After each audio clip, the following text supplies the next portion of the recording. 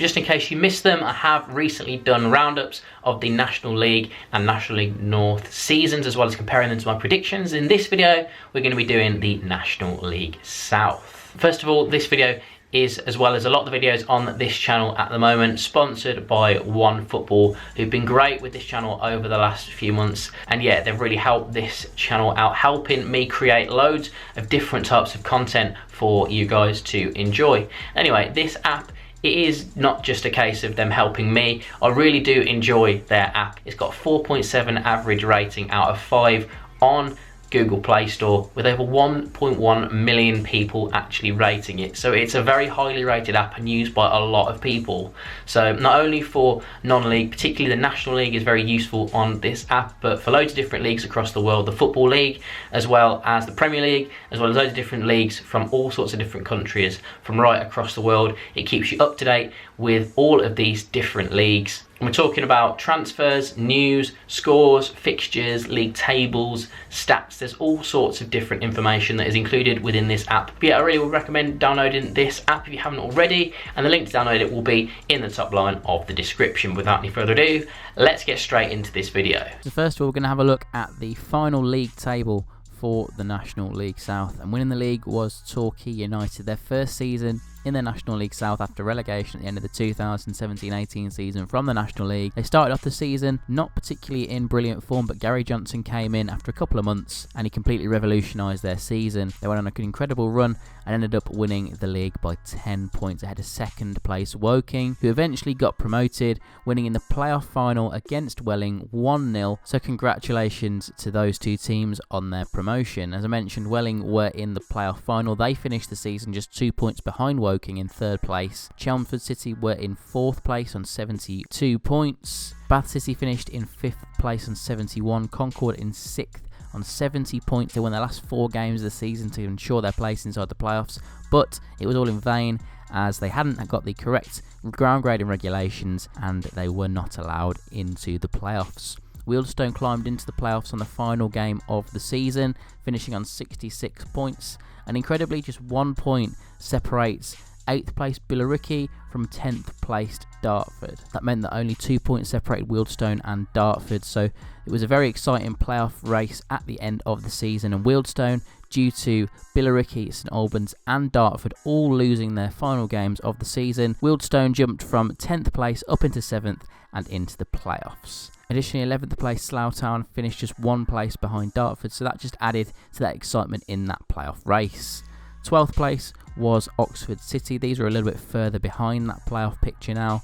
13th was Chippenham, 14th was Dulwich, 15th was Hampton and Richmond, 16th was Hemel Hempstead, 17th was Gloucester City, who won their final 3 games of the season to move out of that relegation picture and ensure their survival by 8 points. Eastbourne Borough finished in 18th place, Hungerford in 19th, who were 3 points ahead of 20th place and relegated Truro, who finished the season on 39 points. Also in the relegation zone was 21st place East Thurrock United on 37 points and Weston-super-Mare on 35 points. Now to look at my pre-season predictions for the National League South, and I thought that first place would be Billericay Town, and it just did not end up happening as I expected.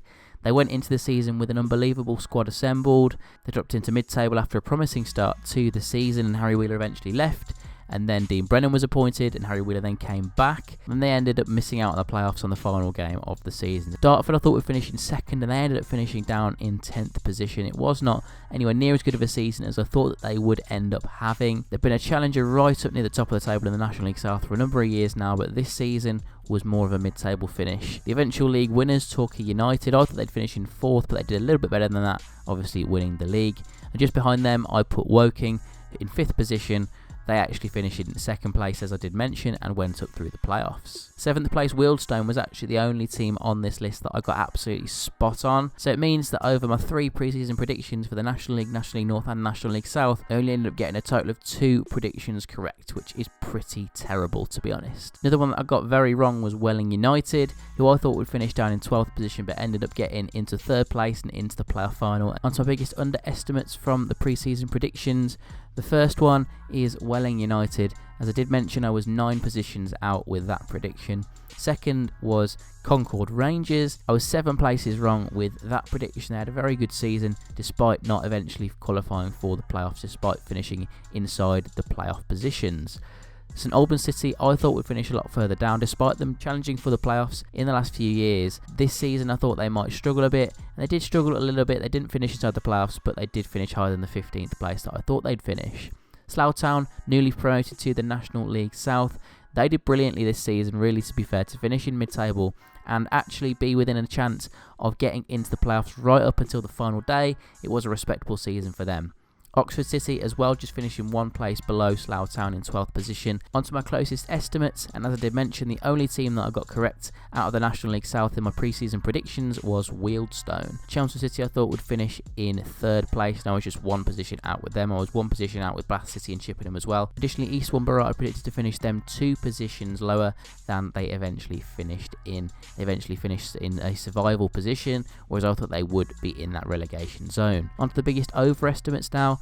And the worst prediction on the National League South predictions at the start of the season is Truro City. I got them 11 places wrong. They've been challenging in the playoffs in recent years, but this year just was not the same. Really seriously struggled this season, both on and off the pitch. They ended up having to play at Torquay for a long time this season before eventually being allowed to move back home to Truro, which was almost like an unexpected move because they thought they were going to leave Truro for good before actually moving to their potential new stadium, but they've actually been able to move back into their former ground, which they thought was going to be converted into a supermarket, but it actually hasn't happened yet, and they've been able to stay there for the time being anyway. That's obviously had an effect on the pitch, and they've struggled to survive. They came close, being only 3 points off survival. My second biggest overestimate was Dartford. I thought they'd finish in 2nd place, and they ended up in 10th, as I mentioned earlier.